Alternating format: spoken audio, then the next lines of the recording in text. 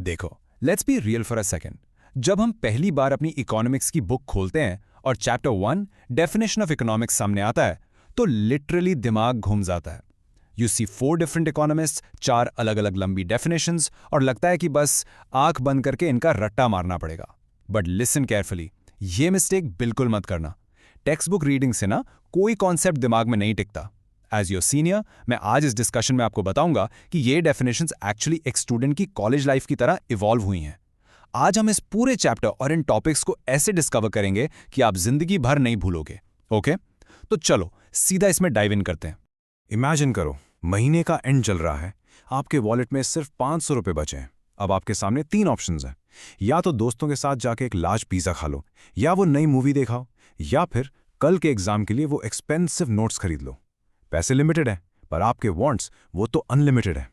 यही exact situation, ये everyday daily student dilemma is the exact foundation of all economics. पूरा subject बस इसी एक प्रॉब्लम को सॉल्व करने की कोशिश कर रहा है। हमारा रोड मैप बिल्कुल सिंपल है आज का। हम इन 4 लेजेंडरी डेफिनेशंस को कॉलेज लाइफ के 4 स्टेजेस से मैप करेंगे। पहले एडम स्मिथ द फ्रेशर, फिर अल्फ्रेड मार्शल, उसके बाद Lionel Robbins and finally Paul Samuelson. Economics की सोच ना टाइम के साथ ब्रिलियंटली बदली है।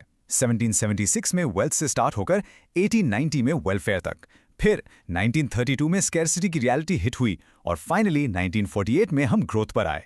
ये टाइमलाइन अपने दिमाग में छाप लो, क्योंकि एग्जाम्स में क्रोनोलॉजिकल एवोल्यूशन पर जरूर क्वेश्चन बनता है। तो चलो शुरू करते हैं हमारे पहले स्टेज से, एडम स्मिथ और उनकी science of wealth. Think of Adam Smith as that ultimate fresher in college. जब नया नया स्टूडेंट कैंपस में आता है ना, उसका एक ही ऑब्सेशन होता है, भाई मुझे तो बस सबसे बड़ा प्लेसमेंट पैकेज चाहिए। पैसा, वेल्थ, कैश, बस यही दिखता है। उनकी 1776 की फेमस बुक थी वेल्थ ऑफ नेशंस, और इन्होंने क्लियर वर्ड्स में कहा कि economics is literally just a science of wealth. उनके हिसाब से इंसान एक इकोनॉमिक मैन है जिसका प्राइमरी मोटिव सिर्फ और सिर्फ वेल्थ अक्यूमुलेट करना है। उनके लिए पैसा ही सब कुछ था। बट ऑब्वियसली जहां एक्सट्रीम ऑब्सेशन होता है वहां बैकलैश भी आता है।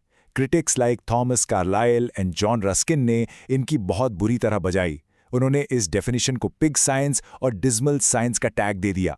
उनका पॉइंट था कि भाई लाइफ में प्यार, हैप्पीनेस, मेंटल पीस भी तो कुछ होता है ना।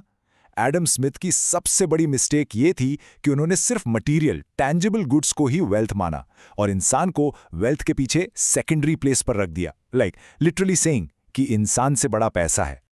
ऑनेस्टली बताना यार, किस किस के साथ ऐसा हुआ है कि बस मार्क्स या प्लेसमेंट लाने के चक्कर में दोस्ती, हेल्थ सब इग्नोर हो गई, पूरा सेमेस्टर लाइब्रेरी में सड़ गए और फिर रियलाइज हुआ कि यार life is about way more than just this material grind.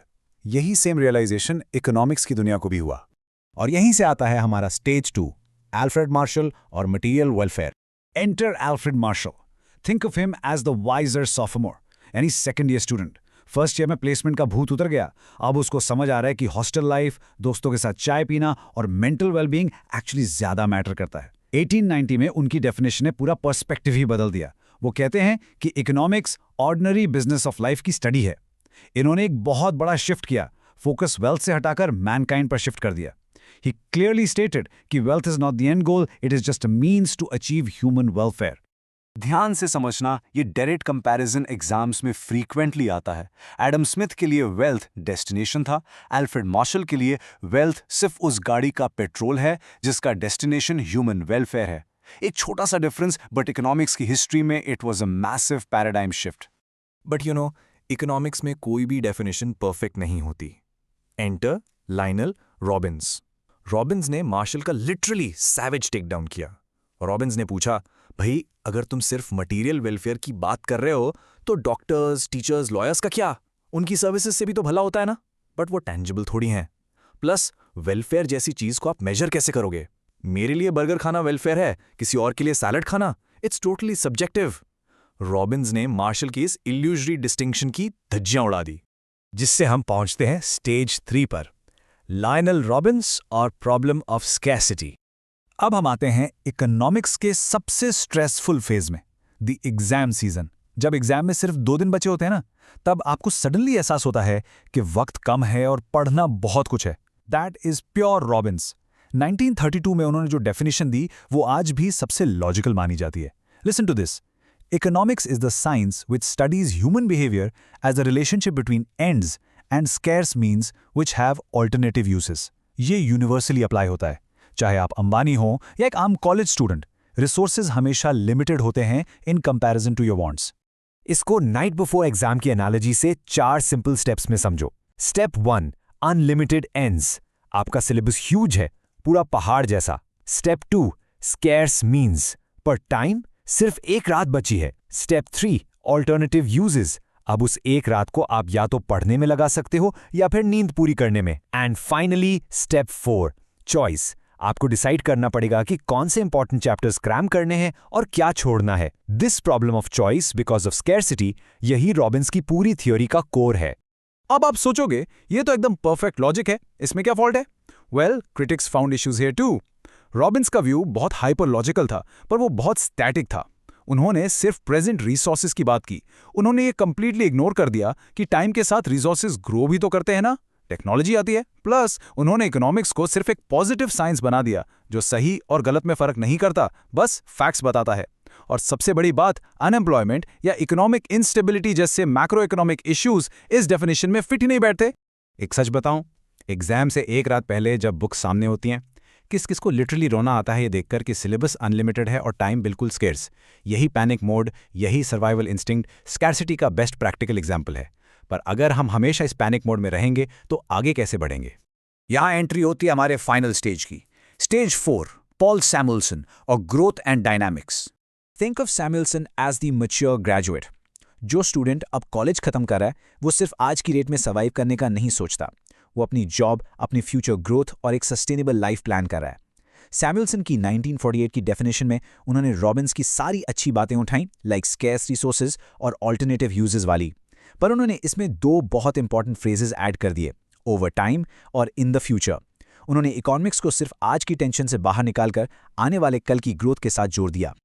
So, the crucial point is this direct comparison. Robins का व्यू स्टैटिक था. आज रिसोर्सेज कम है, मैं क्या करूं? पैनिक. सैमुएल्सन का व्यू डायनामिक है.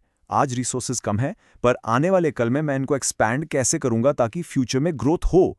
एक प्रेजेंट डे सर्वाइवल माइंडसेट है और दूसरा फ्यूचर ओरिएंटेड ग्रोथ माइंडसेट.